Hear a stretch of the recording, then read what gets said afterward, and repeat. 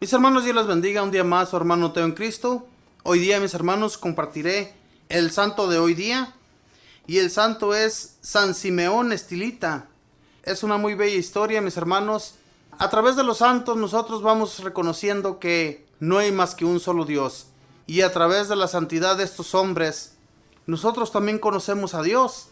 Y la invitación que ellos nos hacen es a que los imitemos a ellos para llegar también un día ante la presencia de nuestro Dios. Cuando nosotros leemos estas historias, creemos que es un poco exagerado lo que los santos hacían, pero esto en realidad agradaba a Dios. Las personas que hacían estas cosas por el amor de Dios, porque Dios perdonara sus pecados, a Dios le agradaba. Ellos no es porque hayan sido masoquistas o de una manera o de otra hacerse un daño en su cuerpo. Lo que ellos hacían lo hacían para que aquel deseo de volver a pecar no les viniera a su mente. Con el dolor que ellos sentían, pues obviamente que no iban a pensar más que en el dolor en vez de pecar y hacerse daño en el alma.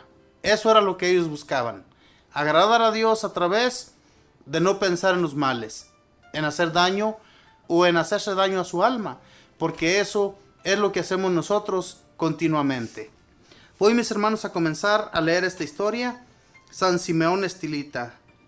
Dice: nace cerca del año 400 en el pueblo de Sisán, en Cilicia, cerca de Tarso, donde nació Pablo. Estilita significa el que vive en una columna.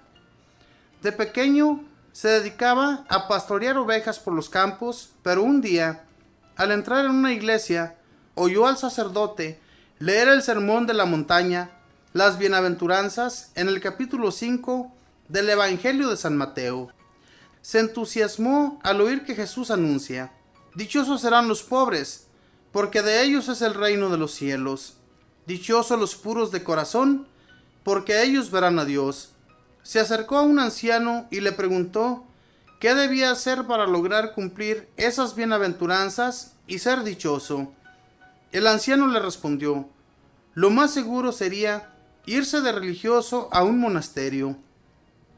Se estaba preparando para ingresar a un monasterio y pedir mucho a Dios que le iluminara qué debía hacer para lograr ser santo e irse al cielo, y tuvo un sueño. Vio que empezaba a edificarse el edificio de su santidad y que cavaba en el suelo para colocar los cimientos, y una voz le recomendaba: ahondar más, y al final oyó que la voz le decía: solo cuando seas lo suficientemente humilde, serás santo. A los 15 años entró a un monasterio y, como era muy difícil conseguir libros para rezar, se aprendió de memoria los 150 salmos de la Santa Biblia para rezarlos todos cada semana, 21 cada día. Se le considera el inventor del cilicio, o sea, de una cuerda hiriente que algunos penitentes se amarran en la cintura para hacer penitencia. Se ató a la cintura un bejuco espinoso y no se lo quitaba ni de día ni de noche. Esto para lograr dominar sus tentaciones. Un día, el superior del monasterio se dio cuenta de que derramaba gotas de sangre y lo mandó a la enfermería, donde encontraron que la cuerda o cilicio se le había incrustado entre la carne. Difícilmente lograron quitarle la cuerda con paños de agua caliente, y el abad o superior le pidió que se fuera para otro sitio, porque allí su ejemplo de tan extrema penitencia podía llevar a los hermanos a exagerar en las mortificaciones. Se fue a vivir a una cisterna seca, abandonada, y después de estar allí 5 días en oración, se le ocurrió la idea de pasar los 40 días de Cuaresma sin comer ni beber, como Jesús. Le consultó a un anciano y éste le dijo: para morirse de hambre hay que pasar 55 días sin comer.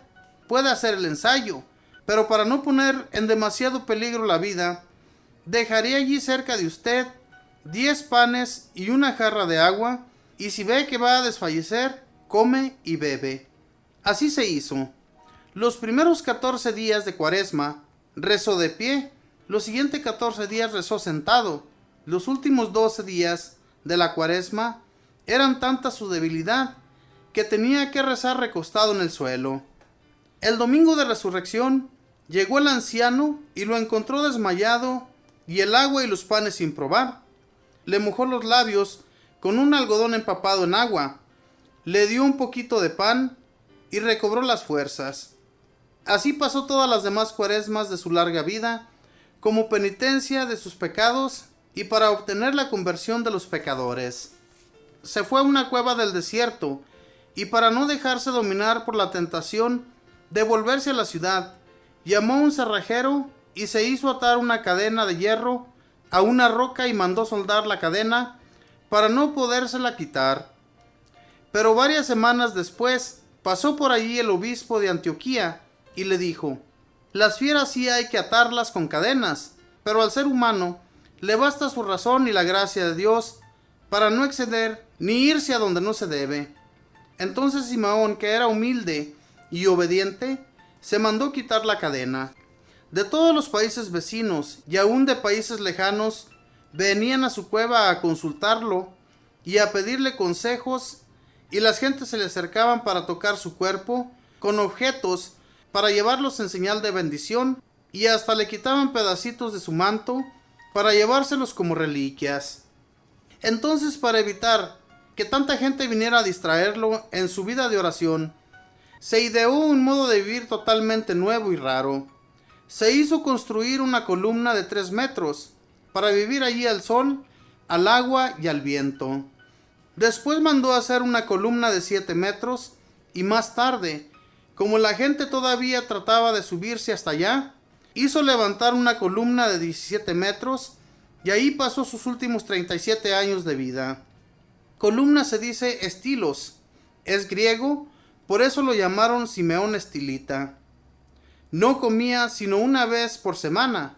La mayor parte del día y de la noche la pasaba rezando. Unos ratos de pie, otros arrodillado y otros tocando el piso de su columna con la frente. Cuando oraba de pie, hacía reverencia continuamente con la cabeza.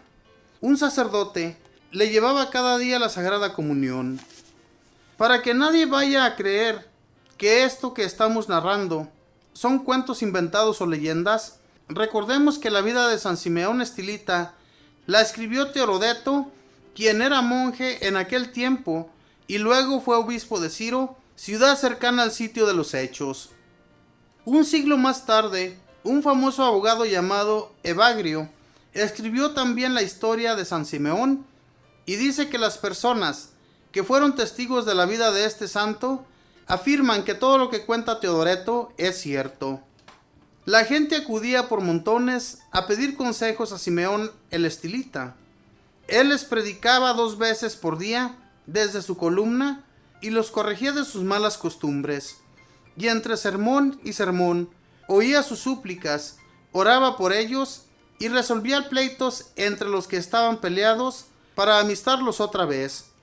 A muchos ricos los convencía para que perdonaran las deudas a los pobres que no les podían pagar. Convirtió a miles de paganos. Un famoso asesino, al oírlo predicar, empezó a pedir perdón a Dios a gritos y llorando.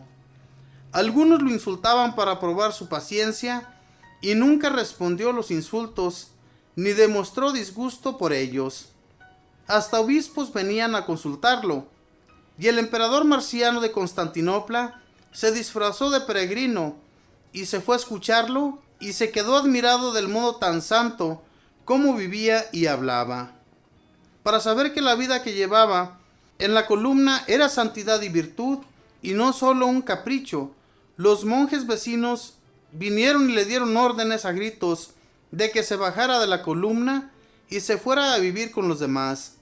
Simeón, que sabía que sin humildad y obediencia no hay santidad, se dispuso inmediatamente a bajarse de allí, pero los monjes, al ver su docilidad, le gritaron que se quedara otra vez allá arriba, porque esa era la voluntad de Dios.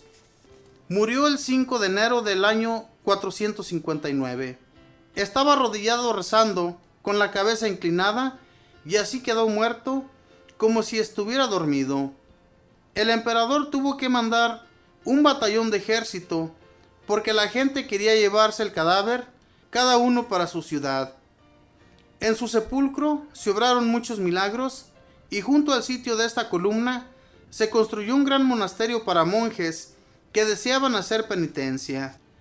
Señor Jesucristo, haz que como Simeón el estilita, recordemos todas aquellas palabras tuyas. Si no hacéis penitencia, todos pereceréis.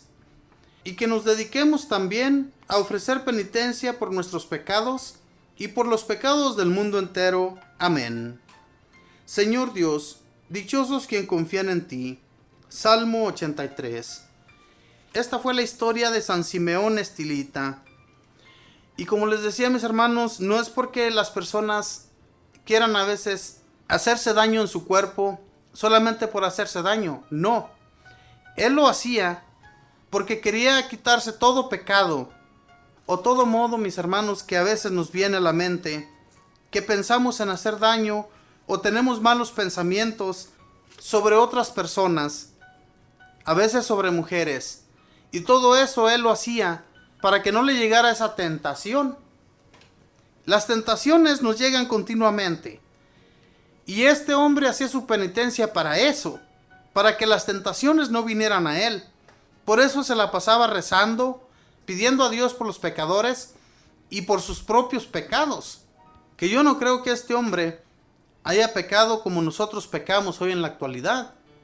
A nosotros se nos viene un pensamiento malo a la mente y rapiditamente lo llevamos a cabo.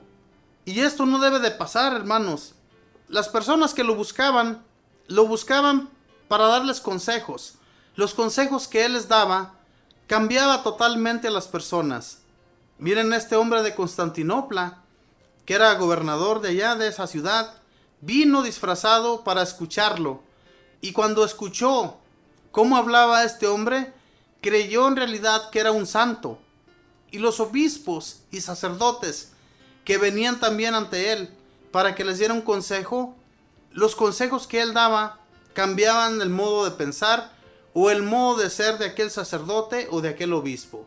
Porque no todos en la viña del Señor son buenos, aunque sean sacerdotes. Y estos hombres cambiaban su vida. Lo que hagamos nosotros, mis hermanos, si queremos hacer penitencia, hagámosla. No es malo hacer penitencia.